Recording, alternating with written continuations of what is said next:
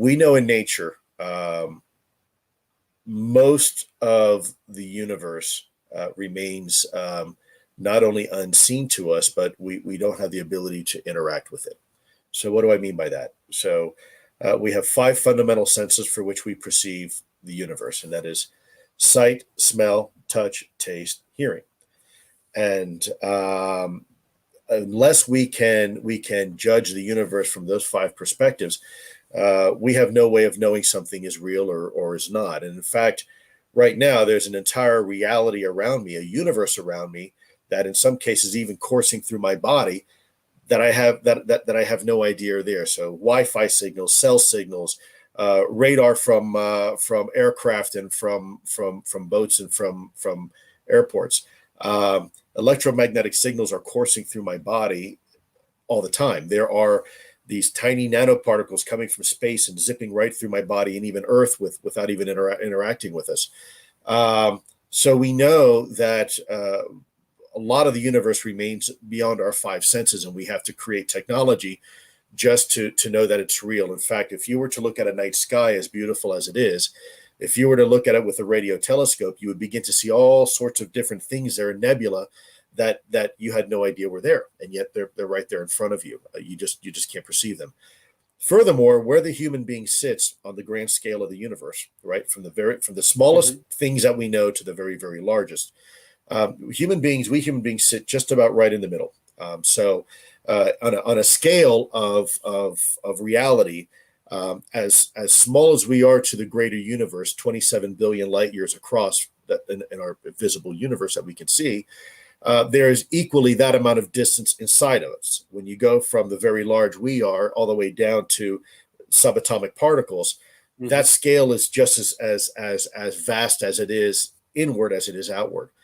And that's pretty profound, because that by definition means that 99.9% of the known universe, not only can we not see or perceive, we'll never be able to even interact with or appreciate, because it's either at too small of a level or too large of a scale for us to really be able to interact and appreciate. So we, as a life form, live in this very, very narrow spectrum, this narrow band of reality. And so it'd be very ignorant for us to perceive or believe that the entire universe is going to fit neatly in the confines of those limitations, because in reality, we know most of the universe is outside of that. So why would we presume otherwise, that this is it, that's everything that I see and hear is got to be it?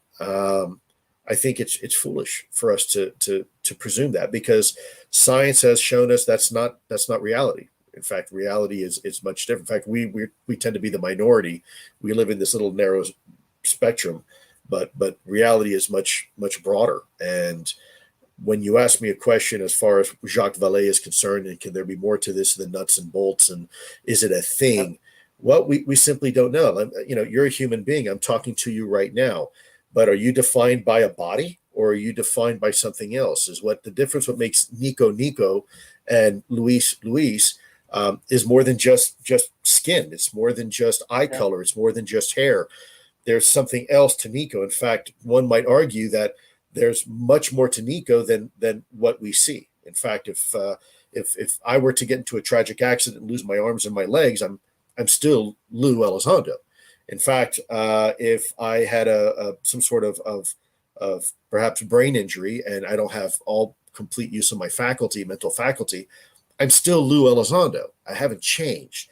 So is there more to Lue Elizondo? Is there more to Nico? Is there more to a person than just the physical body? Well, probably. I mean, that's where religion comes into play, right? And so is there more to the phenomenon? Well, if I think if I was a betting man, I think I'd have to say yes, only because something had to create it. There's some sort of intent, some sort of intelligent control and design behind these things. And so by definition, yes, there probably is more to these things than just nuts and bolts. The problem is how much. And unfortunately, I'm not qualified to answer that question. Because I think as human beings, we tend to look at this problem that if it's not from Earth, then it must be from outer space. And I think one of the things I would challenge your listeners to do is reevaluate that. Just because something may not be here from Earth doesn't necessarily mean it's from outer space. I think as I've told people before, there's possibilities it could be from outer space, inner space, or the space in between. There's a lot about our universe we're beginning to realize that isn't necessarily spatial temporal. It doesn't have to necessarily be something from, let's say, the Pleiades or Alpha Proxima.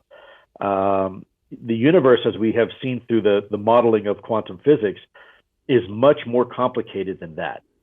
There are realities around us that we don't necessarily interact with, but they're very real, and they're all around us all the time. And I think we as a species need to challenge ourselves from the current paradigm of, if they're not from here, they're from outer space. I mean, they could be. At the end of the day, they could be, but we don't know. There could be many other options there that I think are worthy of exploration and scientific study. When you are looking at, let me give you another example in nature. When you are looking at fish in a pond, when you are standing on top of the water, they appear distorted. They appear kind of weird. Well, it's not that the fish itself are distorted. What's happening is that it is an artifact of the fact that light is behaving differently when it hits the surface of the water. So the light that goes into the water is not necessarily going to be exactly at the same frequency that comes back and reflects in your eye, and you get this image of distortion. And it's possible that you can create that distortion in a localized area. If you had the technology, let's say, to warp space-time even a little bit, it would be an awful lot like looking at koi fish in a pond. The object that is inside that bubble would appear distorted. In fact, the more gravitational warping you do, the greater that image is distorted, till eventually you have that of like a black hole, where you can't see anything inside of it at all beyond that horizon, because space-time has been warped and extruded so dramatically that it almost, the concept of space-time almost doesn't even make sense anymore. So I guess my point is, if you had the technology to warp space-time in a localized area even a little bit, that the image that you would be seeing inside would probably look very weird and distorted. And that would be true for even radar systems, electro-optical systems, and even the human eye. I took it as that the universe and nature is far more wondrous than most of us give it credit for or can perceive. The world is much older than we can appreciate, and there have been existences on this planet and species that have come and gone.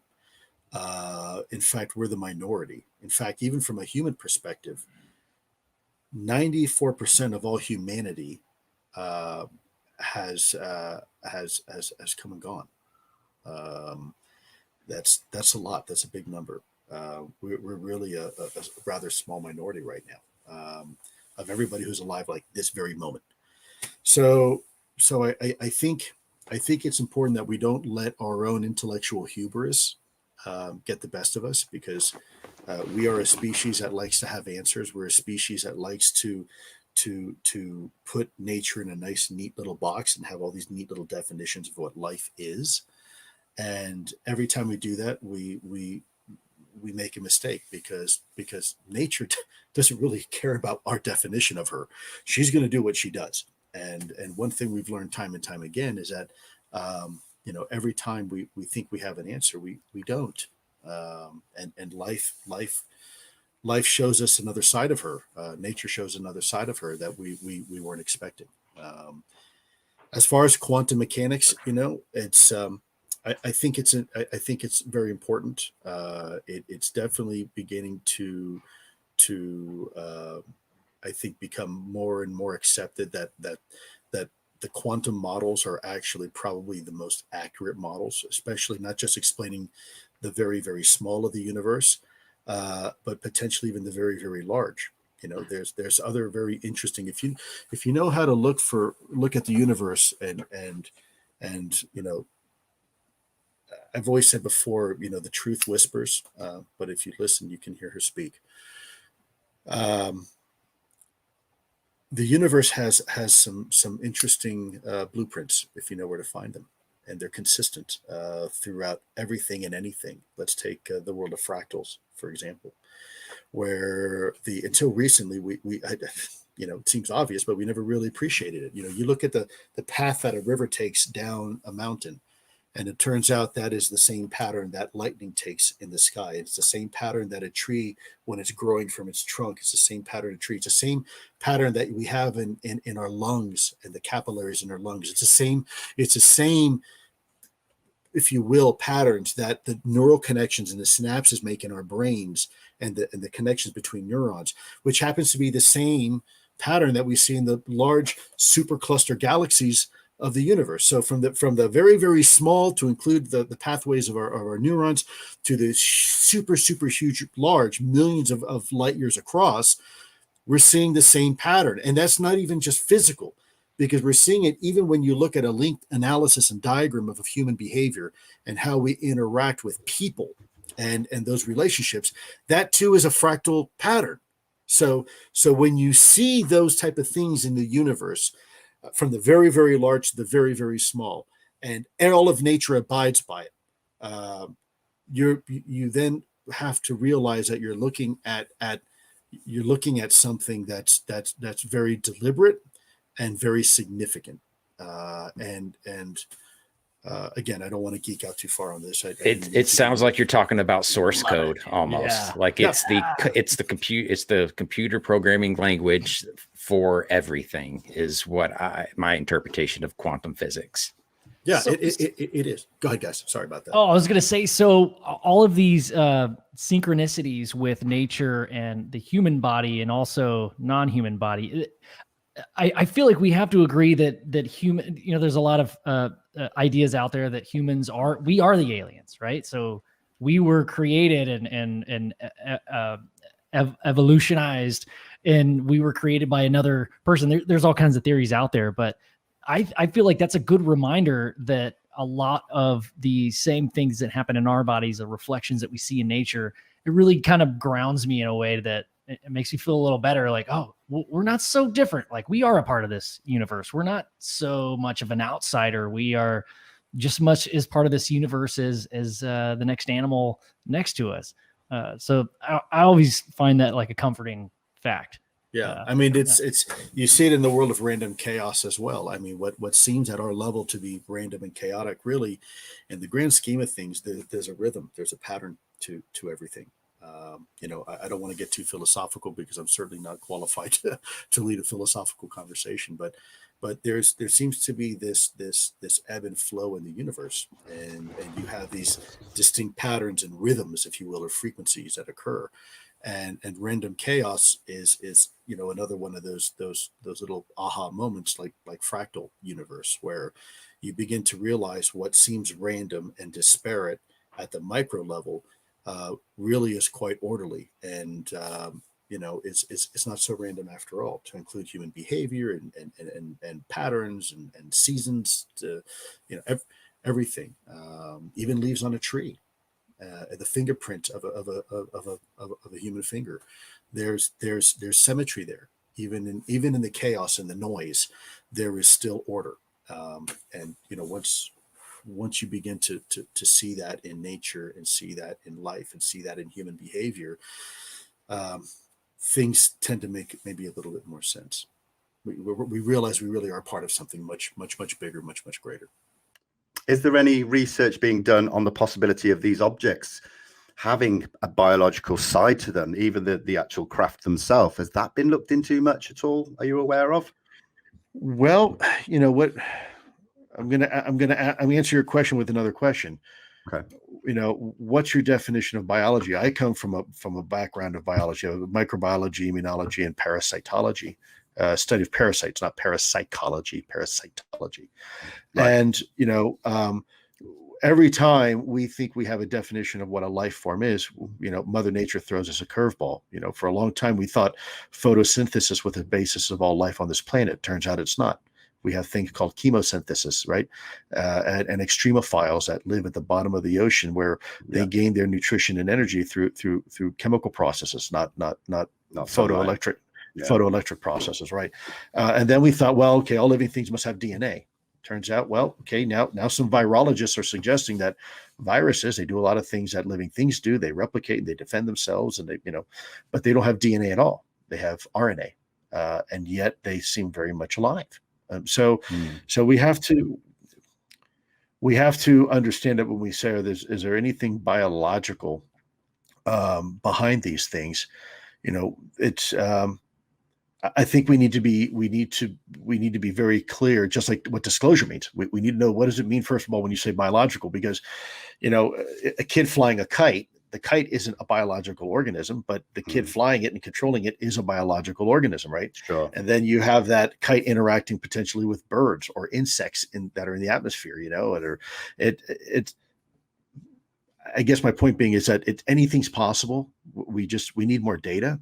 Sure. And I think, these are certainly questions that we should be asking ourselves from an academic and a scientific perspective, and let's let the data speak for itself. Chris Melin had a rather lovely monologue to finish off. He said that the tech is not ours, not Russia's, and not China's.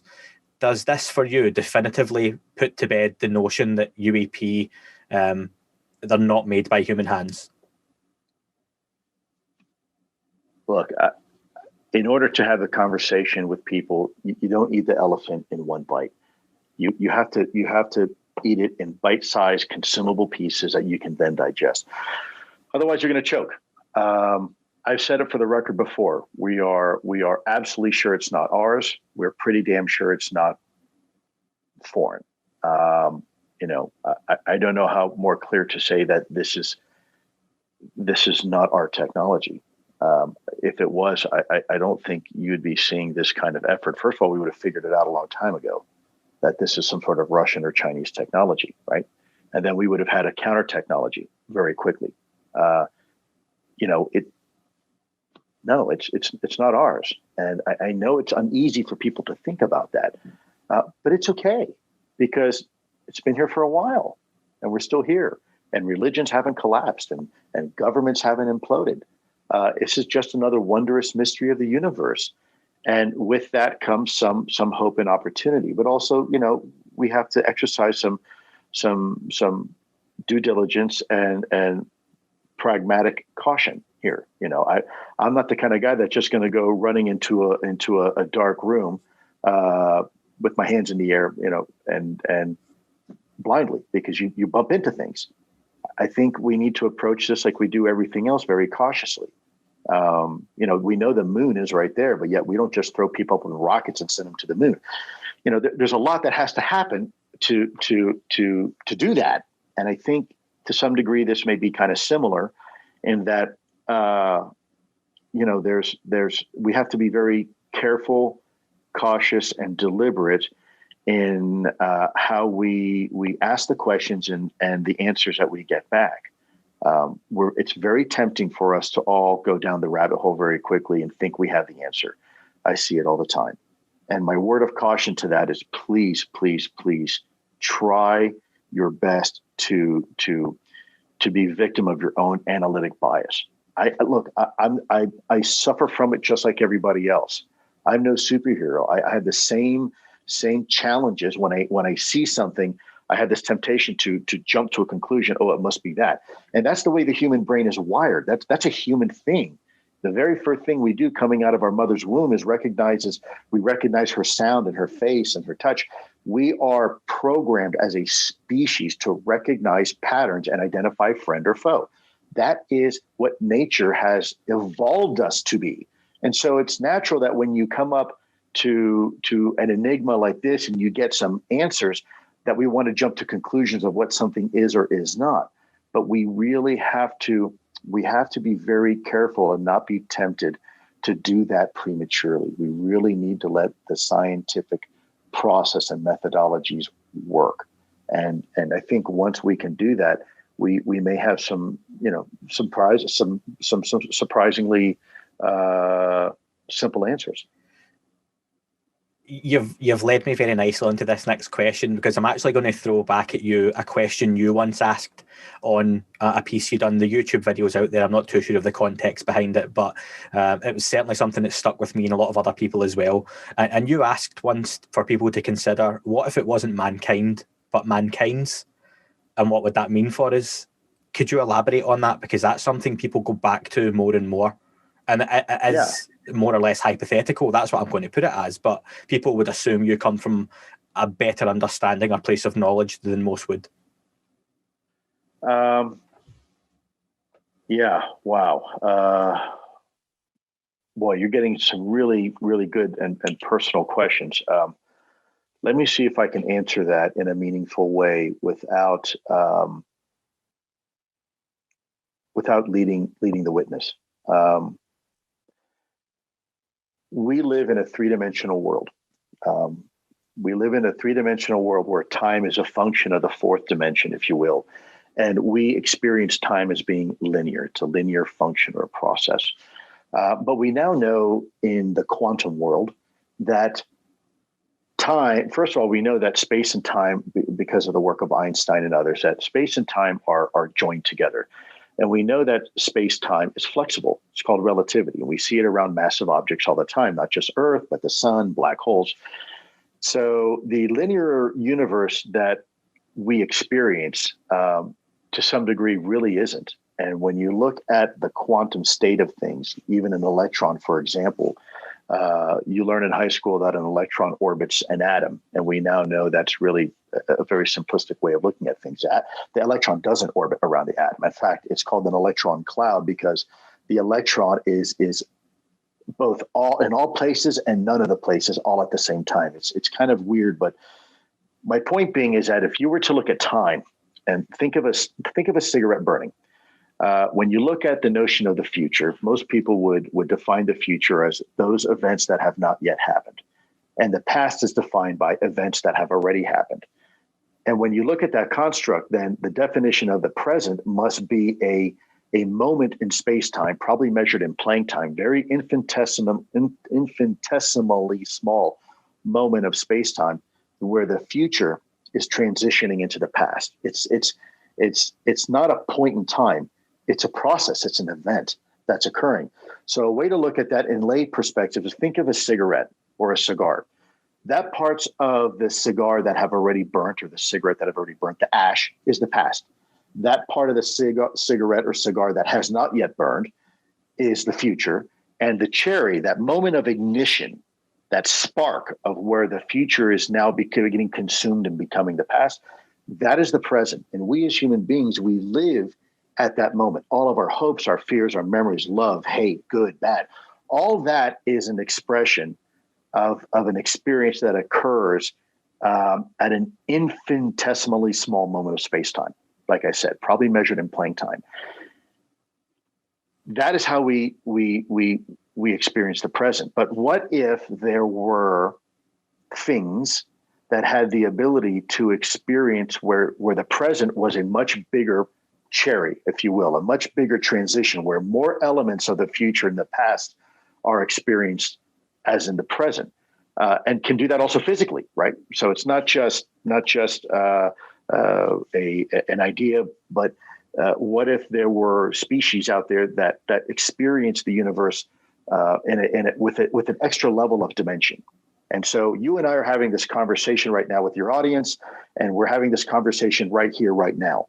But if I were to have the ability to have this conversation right here, but 5 minutes ago or 5 minutes from now, we would never meet. We'd be like two ships passing in the night.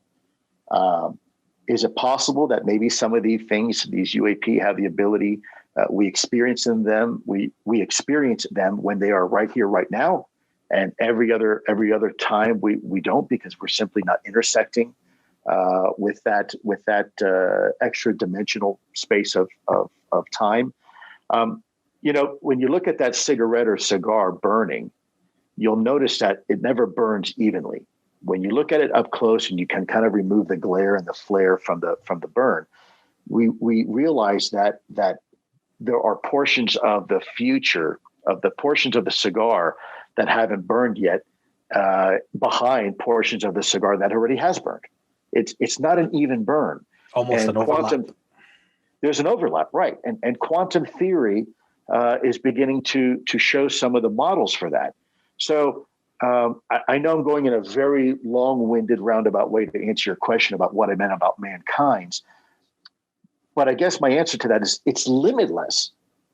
Every time we put a limitation on Mother Nature, she defies our box. She defies the parameters for which we set. Every time we say every living thing needs water or oxygen, we realize that there are microbial life out there that are anaerobic. In fact, they'll die if you put oxygen. They like a non-oxygenated environment, right?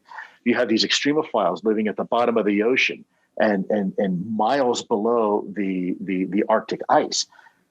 This defies any definition of life. In fact, a virus itself, in one case, you can make I think you can make the claim that it is a living organism because it replicates and it does a lot of things that a living organism does. But it also can be defined as a non-living thing because it doesn't have DNA and it doesn't have a lot of the things that we clearly associate with a living organism, like respiratory functions, right? Like anabolic activity. So I think we need to be very cautious how we define life. A long time ago, we used to define life as mammals, birds, and fish. Well, that's probably a very oversimplistic view of what life is. We're spending billions of dollars through NASA trying to find microbial life right now on some of our planets in our own solar system and moons, because we think that there's a very good possibility that exists. SETI does the same thing with radio transmissions, trying to find a signature of life out there. And what we're beginning to find out is that it is more likely than not that there is life out there, and that life might be fairly abundant.